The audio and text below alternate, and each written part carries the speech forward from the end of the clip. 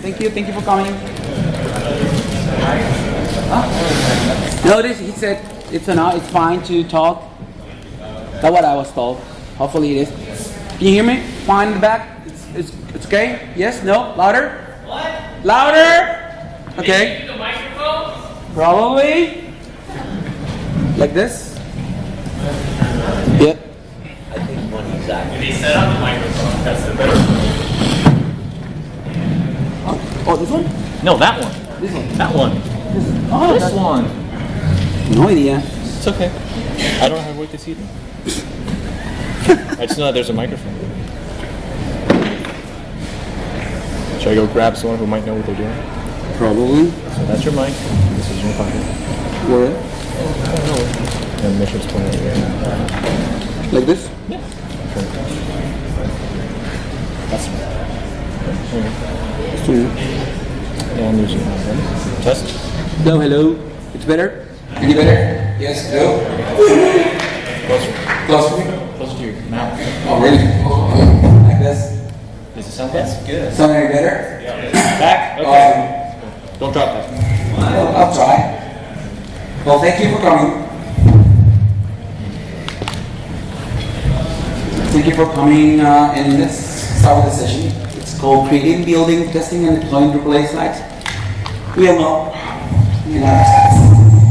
Oh!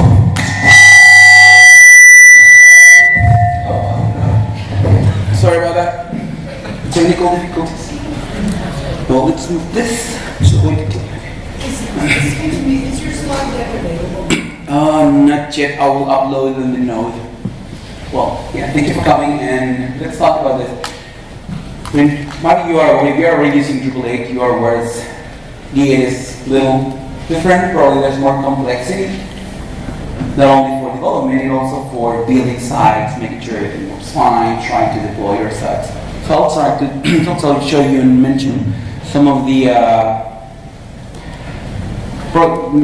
approach we are using for some of our projects. We try different things, different tools, and this is probably what has been working lately. First thing first, so my name is Manuel Olivas. You can find me as JMOLIVAS on different social networks like Twitter, or GitHub, and all this. I'm the co-founder and head of products of We Know. So we are mostly a Drupal development firm. We also do Symfony and React.js. We do a lot of some of Laravel and other PHP related in framework development. But mostly still our work it's Drupal. We do mostly Drupal 8 projects, which is pretty cool because more enjoyable, at least for how I see things. We're a fully remote company from Mexico to Argentina. And let's see what's happening, and how the current model works. How we tend to work probably with D7, and when we start with D8, we get how we approach the development. We get a project, start working on it, and then we'll see which issues we found and how we're trying to approach and make some little changes. So actually how the development looks or work or used to work for us before we start implementing some changes is something like that. We have the local environment, which is each one on the team has in his own local environment. The site was there to have make some development. At the first time or before we start moving into the direction I will mention in a few slides, everyone has his own tools, its own stack. Some people use Mount, some people use something else, some people use their own. They set up their own environment. Some people use native Apache from OS X, or they have OS X or Linux, or everyone has his own way of doing things. And that kind of works, but at some point start getting some complicated.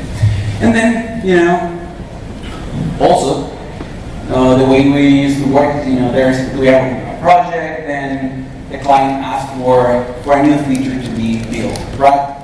And what happened, then the client created a new a task in Jira or any other tool that you use for managing those your projects. And you end up with a feature request. One of our developers built that feature request, we write the code for it. And in order to be able to test all these changes, this developer ends up sending a pull request, the code gets merged, then this code gets deployed to one of the most common platforms we know about, from Drupal. In this case, Akia, Pantheon, and the most common tool. But you can probably use other platforms. For most of our clients, we still working with those. Again, so the client asks for something, the developer set up a request, then we have to wait until the pull request gets merged. I know Pantheon has some options now for managing, environments per pull request. At some point it was there. And then until the code was merged into either development or the branch you're pointing to in your platform, with a build, then you get your site gets deployed, and then at that point is until when the client can see those changes and start taking a look at what's happening, how the code looks like. And then probably client isn't, client like really happy, this is not what I was expecting, I didn't expect this change at all, or maybe some change introduce something else, new bug or something. So then what we need to do? So we need to create an output request where I do some of those changes, and then the things start getting a little complicated. We start sending code for adding a feature, and then sending another pull request, removing all those, some of those features, and it starts getting a little complicated. And finally, after everything happens, then the site gets deployed. But we have to wait at that point until the code was committed and merged in a specific branch to be able to test. And other issues that we find out is we have a sprint, a 2-week sprint, and developers start working for first week or week and a half, and then client probably most of the time kind of end up waiting for a specific day for the deployment. Even when this is a development process, maybe only we do deployments by the end of the day or something like that. Sometimes the client needs to wait until Wednesday when their closest sprint is Friday, and they end up having us in a little complicated situation because some of those tickets get turned back. We need to make those changes in one day and keep wait for the whole process again. Make changes and request gets merged, then it gets deployed, and until that point gets to be able to test those changes. And what we found about that, and what we think we can just probably make some changes on it. First thing, onboarding new developers to the projects takes longer because everyone has some tools for building site. Again, some people use MEM, some people use they native PHP or Apache from this OS. And it was hard to everyone for us to onboard people or developers to the project because every local environment was different.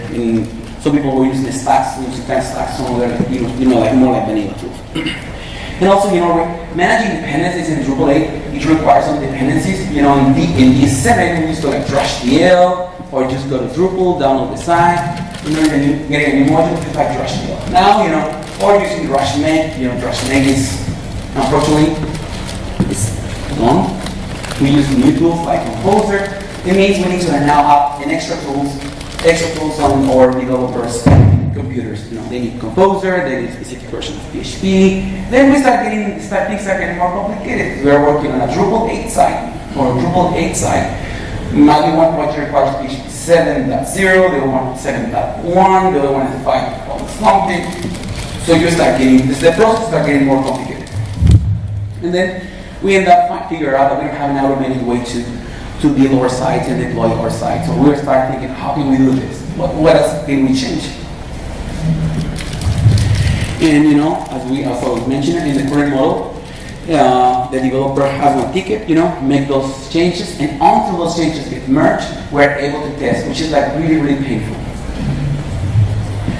And if the ticket didn't pass the test, we have to again make those changes or roll back code again and send a pull request, it's merged and test. So again, this is the flow start getting a little repetitive, and it wasn't going pretty well. So what we decided to change? We'll think about how can we change, let's try a different approach to solve these issues. So we think about, the whole idea is pretty much the same, client asks for a request. It's a feature request, then there's a ticket created, but we decide, why don't we just create, create a new instance of the site for per pull request, The developer working on a new feature, he created a pull request.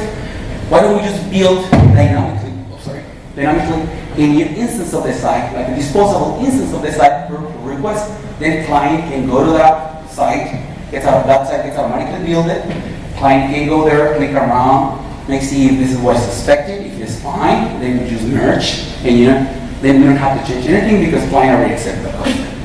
If client wasn't really happy, or the expectation was not fulfilled, then developer can make changes in the code, update the pull request, and then the previous instance gets automatically destroyed, and a new instance gets spin up, and then client can see all the new changes on that pull request. But the changes or the code changes are still on the pull request. We haven't merged that to code. So we are working on the isolated environment. And finally, when the client is happy, we merge the code, and then we decide to deploy the site. And we can, at this point, we can decide to deploy either to another repo, like some platforms require to, or deploy to a server, via SSH. It's up to you. It's based on how do you manage your projects. But the only difference we are managing here until this point is to build every ticket or every feature request as a pull. And create a pull request, and based on that pull request, create a disposable instance of the site. But in order to do this, we require to do some changes in how we work in Onboarding. Because we wanted to create isolate instances, disposable environments for per pull request. Because we want to allow clients to be able to test those changes on isolation, without being merged on the project.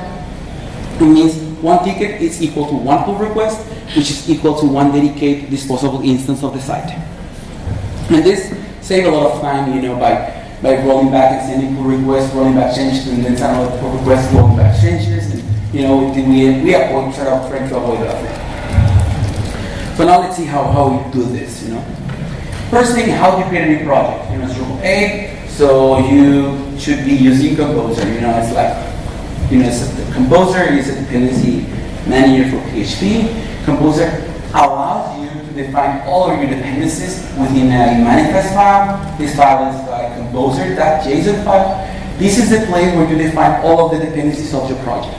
And something you need to take care of here is all of the dependencies of your project should be managed per project, right? If your project depends on tools like Drupal console or phab or PHP unit, all those dependencies should be declared per project. Some of those tools you can require them globally, and maybe this is something we've been doing for some years. But ideally, you should manage all those dependencies per project basis.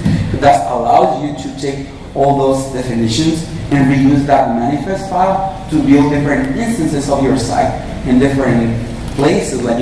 I want to spin up a server in DigitalOcean or Linode or AWS or you name it, any provider that you want to. You take all those dependencies and you can build instances from here. And it's not only all the project dependencies that should be declared per project, you should also declare all of the infrastructure dependencies of your project. And I'll show you how this looks like. Well, by doing something like this, having one code base per project, this allows you to do some things. Allow you to have all of your applications in one site. There's one repo who contains all of your project dependencies, right? It also allows you to, it's recommended that you track all the code using something like Git. I think, is everyone here using Git already? Yes, no? That's a good sign.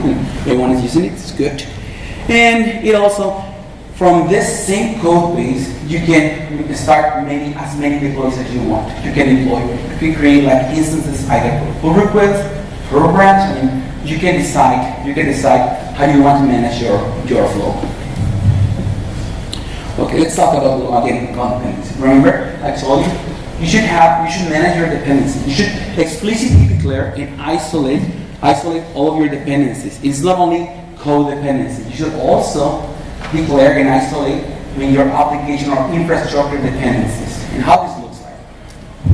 Well, talking about your application dependencies, since we are using Drupal and Drupal is built on PHP, we are going to use Composer. Again, Composer uses one file. This file is called is named composer.json. This is what we call the manifest file.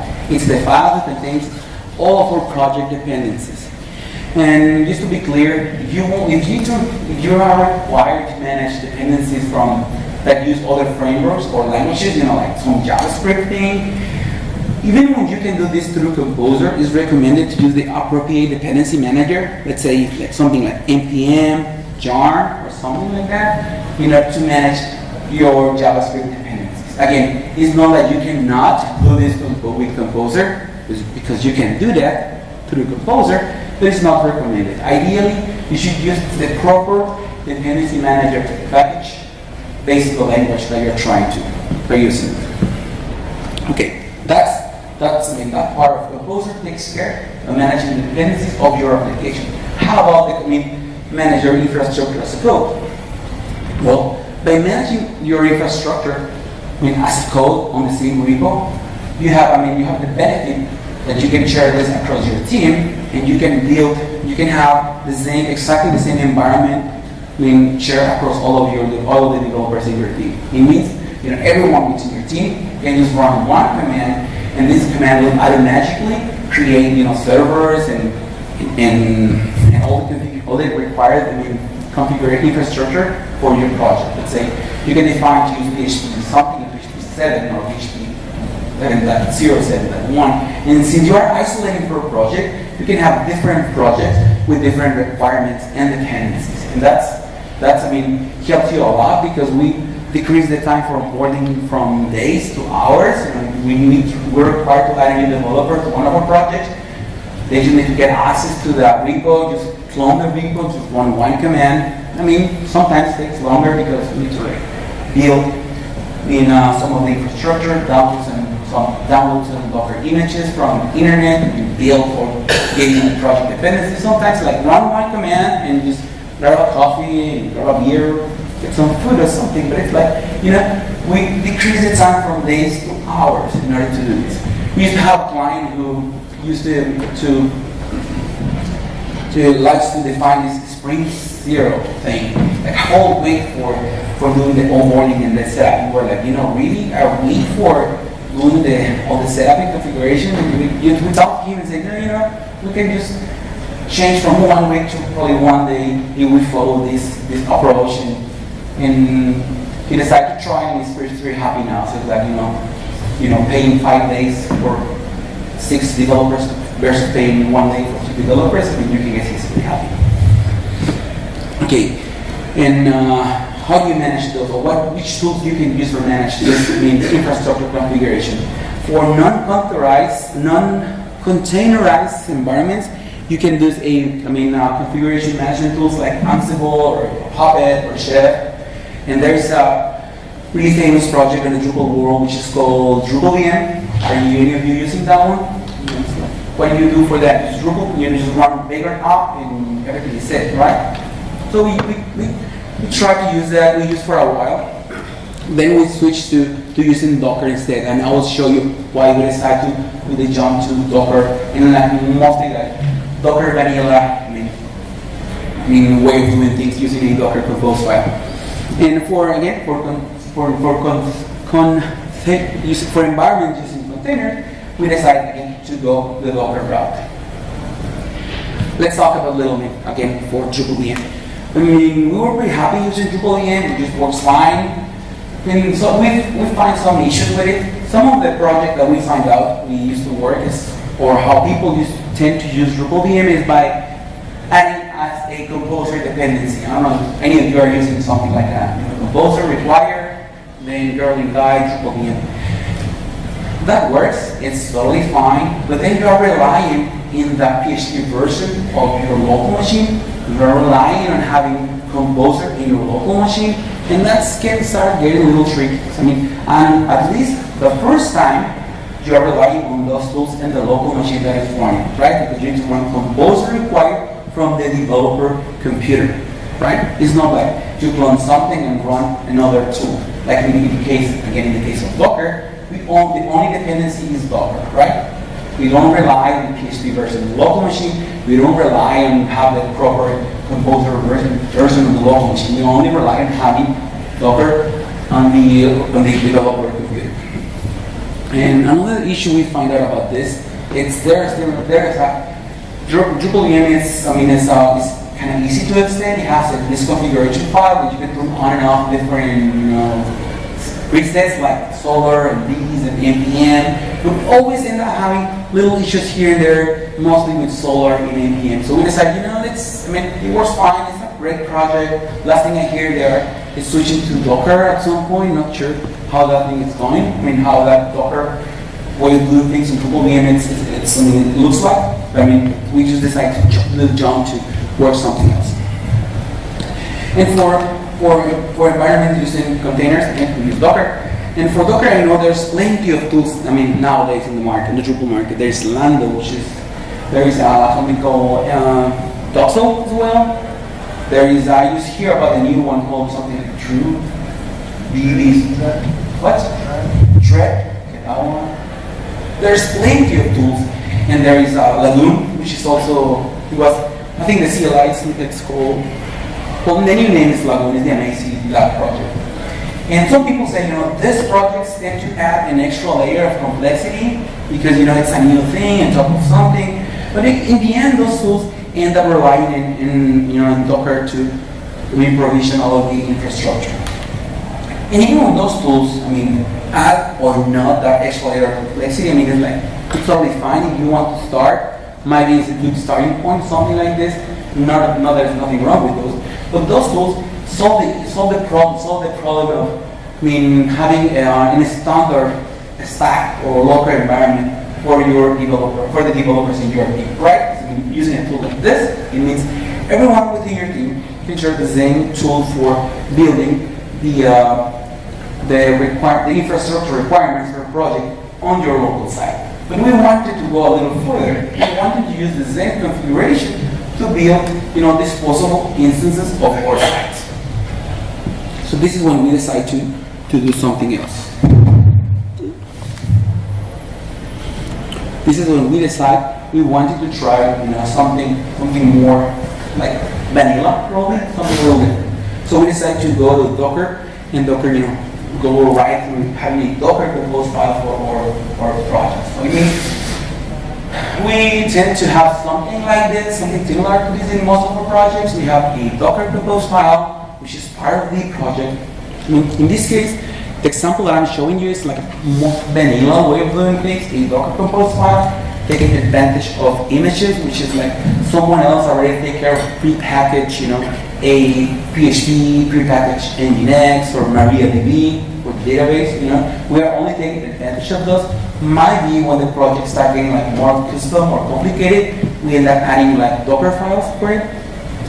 So Omar is here, the one who takes care of that task, the one who have fun with Docker files.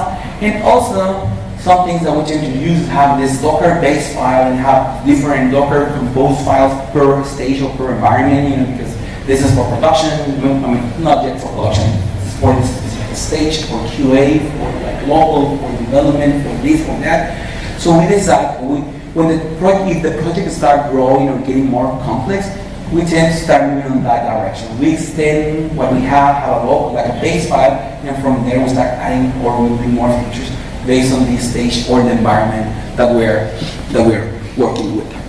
So again, this is how the file looks like. It's only YAML file, which contains some definitions, like you give it a service, something like a service name, or this is what people call a microservice. You say, okay, this MariaDB will be my database. This is pointing to an image that someone else wrote already, that someone else is maintaining, that someone else is taking care of. It's like I'm just, taking advantage of how open source works. Someone else built this for his own purposes, and we find out this is useful for us, so we take advantage of. And we also take advantage of using a .env file, and this is where we store some configurations per environment. I'll show you how this looks like in a few slides.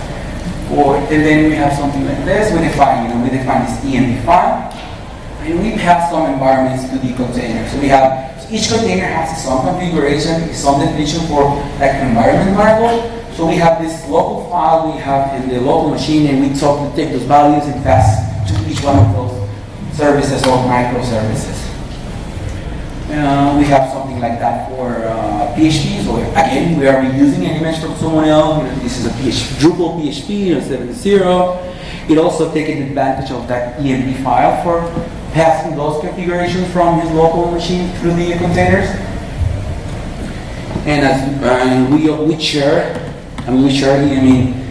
files from the local machine to the container by mounting volume. So in here we say, I want this current directory is mounted something like bar, drupal-vm, HTML something. And since most of our team use Mac, we are using this directive catch directive. This kind of makes it a little faster.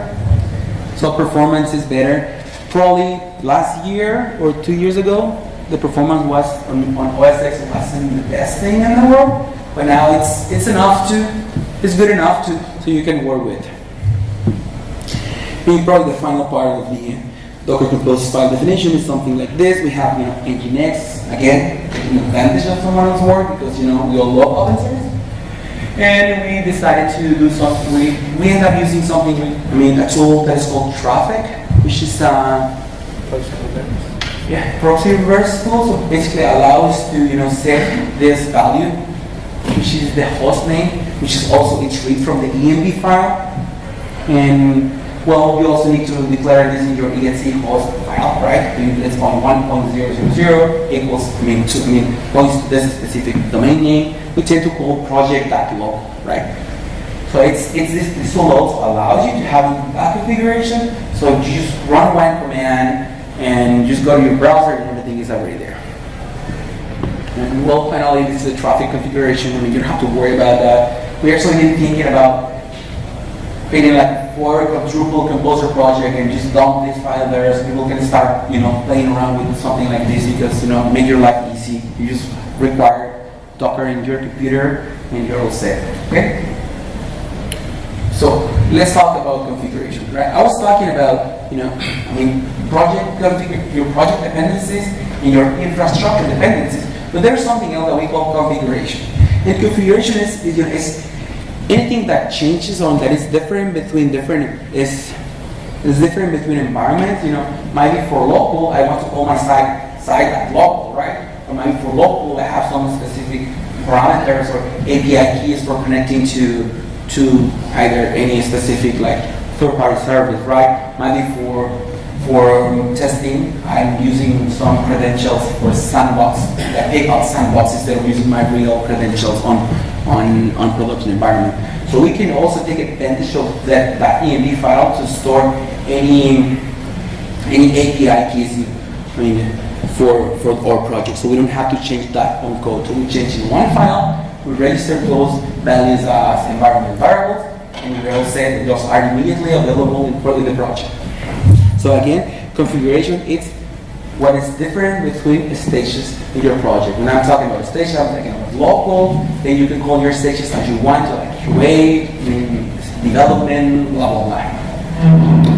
And we tend to use a .env file, and I'll show you how our env file looks like. So we tend to use this file. So again, the only thing a developer needs to do to start in one of our projects is clone, clone in the project, just add in that env file, set some defaults, and run the command. And in order to do this in Drupal, we use a project that is called php.env, but this is a PHP package. I know Symfony has a component for it, but I think it's Symfony 3.2, so we are still using this one. Maybe at some point when Drupal adopts 3.0, I'm not sure what's the latest version of the Symfony component that Drupal 8.4 is using, but if they switch to 3.0 and up, we can probably start changing our projects to remove this project and just rely on the Symfony component. But since we also create a tool that is called Drupal console, we add one command for do all this setup for you. So by running .env init, Drupal console takes care of asking you questions. How do you want to call your environment? What's the database password? What's the host name you want to provide to this project? And based on that interaction, it creates a .env file for you. But it also takes care of, takes care of creating this env file for you. Back. So it takes care of creating this file for you. And again, as you can see at the very bottom, this is where we gave our site a name, right? And this then, traffic, taking this value, and this is immediately available in our browser. But, that command that I showed you, the .env init, it takes care of creating the env file, but it also takes care of making some changes in your setting file to allow you to use or take advantage of the php.env project. So I'll add these lines of code in your project. So this line of code is the one who read the .env file on your project. And it also makes some changes so you can define different settings like APIs, and you can read those and register those automatically in your site. It also, since we define something we call environment, we define local or something, we can take advantage of that to do something like this. So we can decide to load the specific services that environment YML file or services that environment name, that PHP file, so we can turn on and off caches, where you can do some specific changes per environment. So even, remember what I told you about configuration per environment? We have some files, that only apply for a specific environment. So we create those files separated, and we use this tool to help us to load those files only on that specific environment as well. And well, this is how finally you set your database in configuration on your settings PHP. Everything is read from the environment variables, and those environment variables are declared on the .env file. That gets passed to the Docker containers through the Docker Compose file configuration, right? Okay, now how we just take all this thing and just build our projects, how build, test, and deploy our projects. Well, first thing first, our goal it was to create a new build whenever new code gets committed to the project, right? It means someone set up a request, we take that code and immediately start a new build, immediately start spin up a new server, taking that configuration that we have on the project itself. So we take the same Docker Compose file configuration and start spin up a new instance disposable instance of the site, right? So if someone set up a request, we create this new site, and this site is immediately available. Well, in order to this site to properly build and complete it, all of the tests, whenever they are in code, should be successful, right? So to continue the flow, so we run, PHP unit, we run coder, we run to validate coding style and all that. So we need to run all those tools first. And something you need to be really careful is once a release is completed, we're not talking about releases set up a request to build something, to create a release for your project. This cannot be mutated or changed. If something changed on the request again, your old build or your old release gets totally destroyed, and then a new instance gets triggered and started and built from scratch. And how we achieve this? So we try to build, we love to automate things, we tend to think, if there's a human involved in some activity, there are chances for errors sometimes. So we tend to like to automate things, define configurations, create pipelines, and let robots do their work. So again, what was our goal? Remember, our goal was to convert every pull request into a new instance of the site, a disposable instance, so clients can take a look at it. So what happens at the end of the build process? Remember, the pull request gets builded, then when the process is finished, and a message it will be sent to a tool that we are using to communicate with a client. In the case of some clients, it's Slack. Some other clients use Flow. So it just depends on the client configuration, the client preferred tool. So once the whole build is completed and the new server and the new instance is available, I mean, it's online, a message is sent to the client, and the client can just click the link that was sent him and can start taking a look at the site. So again, we wanted to automate the whole process, so we end up building something. And well, this is what we mentioned before. We want to create a new instance per pull request. We wanted to allow for changes to be tested isolated. It means without being merged on the project. Each ticket is equal to one pull request, and it's equal to one dedicated disposable environment. And this allows us to save time on testing. So we built a tool, right? The tool is still in-house. We're deciding to have a release probably in here, early next year. Well, ideally, the only thing we need to do is have a definition like this. There's plenty of tools that allow you to do something like this, define a pipeline. So what we just do is, whenever a new pull request gets triggered, then we run the tool, and the tool reads one configuration file. I mean, what you can see here is pretty much what you find in different other tools, which is pretty much defining our pipeline. So we define a way to running different steps per environment. In this case, I'm showing you how the development environment looks like. So we have some steps, and those steps are grouped by type. In this case, we call this. You can call this anything you want, because we're not limiting the group names of those steps. You can define as many as you want to and name as you want to. So for the purpose of this example, we call this like prepare. This is when we run composer validate, right? Because the first thing we want to make sure before building a project is our composer manifest file is correct. So we run composer and validate. Then we run security checker tool, which is a tool by Sensio people, the people who create the Symfony framework. This allows us to test if any of our dependencies have some vulnerabilities, right? So we run this tool, this will read your composer log file, and it's make sure you don't have any vulnerabilities in your project. Then the last step we run on the prepare section of our build pipeline is the composer install command. This composer install command is the one who takes care of reading your composer log file and getting all those dependencies, right? So this process happens, again, whenever someone sends up a request, we take the definition of the Docker compose file, we spin up a new instance of the project. Again, this will be a disposable instance.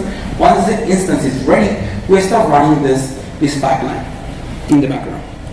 Then you can define your test group, where you can run either PHP unit, your BHAP test. You can run regression test if you want to. I mean, it's up to you, based on the project you are working and based on the test you have implemented on that particular project. And again, you can run as many steps as you want to per group, or you can only have one group if you want to. I mean, the way we build the tool is kind of allowing you to decide. I mean, be flexible enough so you can decide how do you want to organize your pipeline. And finally, we have this group that we call process, which is pretty much the process, the command that builds the site. In this case, we're calling a command that we call build, but this is a Drupal console command. So as I mentioned before, we love automation. So Drupal console has something is called chain command. Has any of you aware of that thing?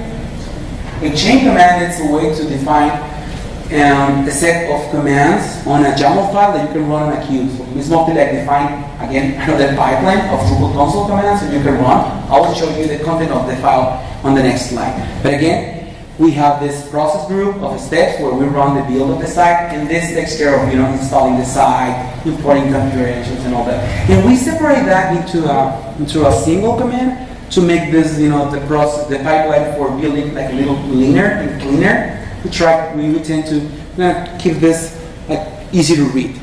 Then we remove all those commands to another file. And finally, we just run the Drupal cache reveal command, because Drupal is heavy on caching. Drupal 8 is really heavy on caching, and this is probably your best friend. It's like the CCO command. Now it's called cache reveal, which means Drupal Costa Rica, because we all love Costa Rica. Well, finally, you can, as I mentioned, you can define if you want to what you want to do by the end of the build.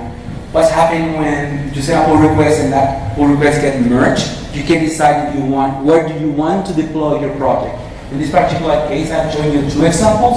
So we allow you to deploy to either, a Git repo. In this case, this is if you are using tools or platforms like Akia or Pantheon. You can put your code, your whole built artifact to an external repo, and from there, those platforms can take that project to manage the hosting, right? But you can also configure a deployment via SSH. You say, I want this deployment to be via SSH and deploy to an external server. I mean, this is up to you. This is how you decide how do you want to manage your projects, right? You can decide to go to the deploying this to a specific repo, which belongs to one platform service, or you can decide to go and deploy via SSH to an external server. And this is how the build command looks like. We run several commands in this definition.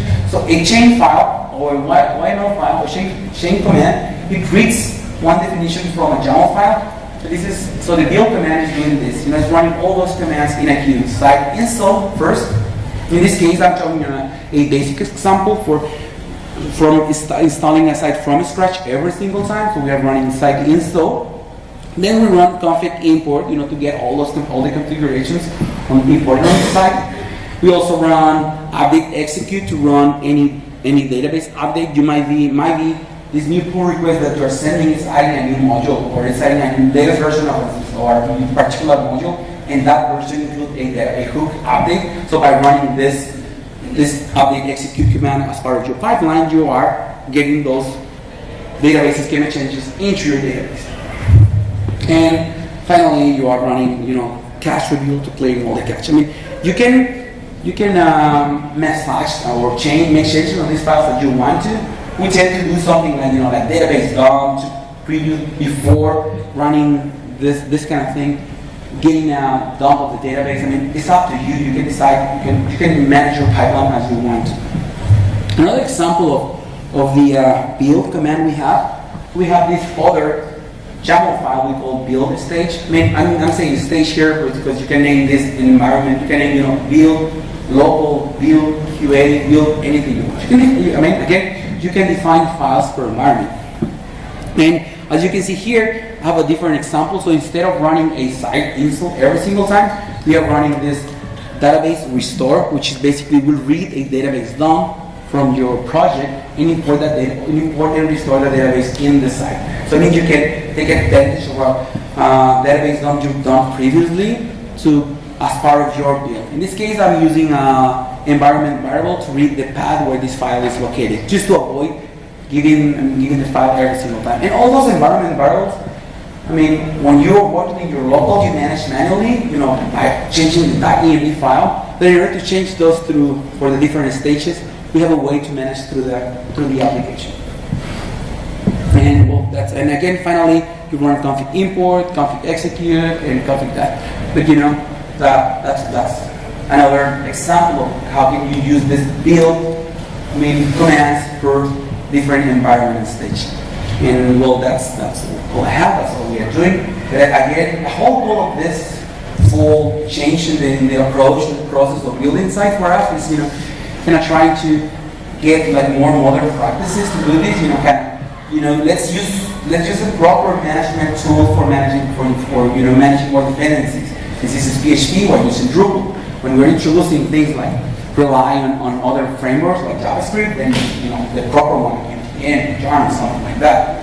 If we are, let's decide and define. Let's make it easier for everyone in our team to have like local environment to work. So why don't we use Docker to that? Let's create this Docker compose file and add to the repo, and everyone within the team can share the same configuration. So the same infrastructure is built in each one of their local computers.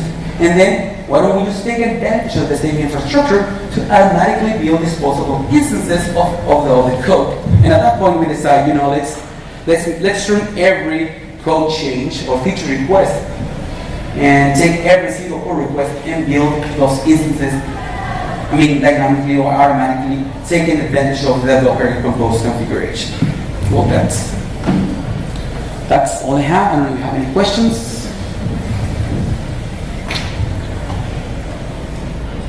Yes? No?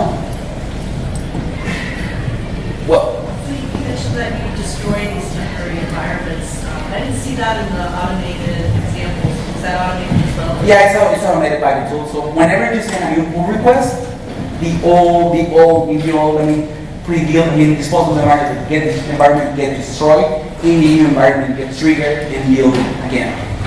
And again, same thing happens whenever a build fails. One of the composer installs fails, or composer validate fails, or the security feature fails.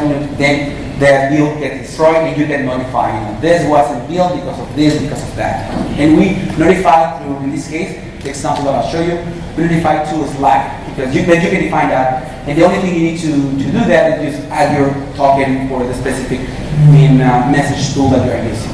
Yes? When you do that, when everything's totally packaged like that, is it platform agnostic? Does this work across any type of machine? Do you ever have any issues with that? No, actually, we are testing this and using this for mostly Drupal, but you can run Symfony, you can run Laravel, you can run. Since you can define your pipeline and the commands you want to run, make sure your containers, has that proper definition for, like support npm to run, npm, right? Support, like any other language if you want to run with that. At this point, we are using and testing this with Orgline, which is mostly like Symfony, Drupal, and Silex, that kind of projects. But that it's agnostic enough that you can reuse in different environments.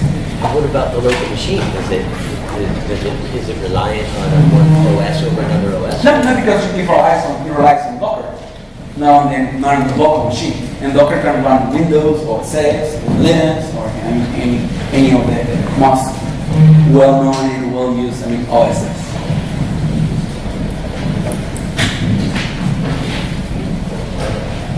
More questions? No? Well, thank you.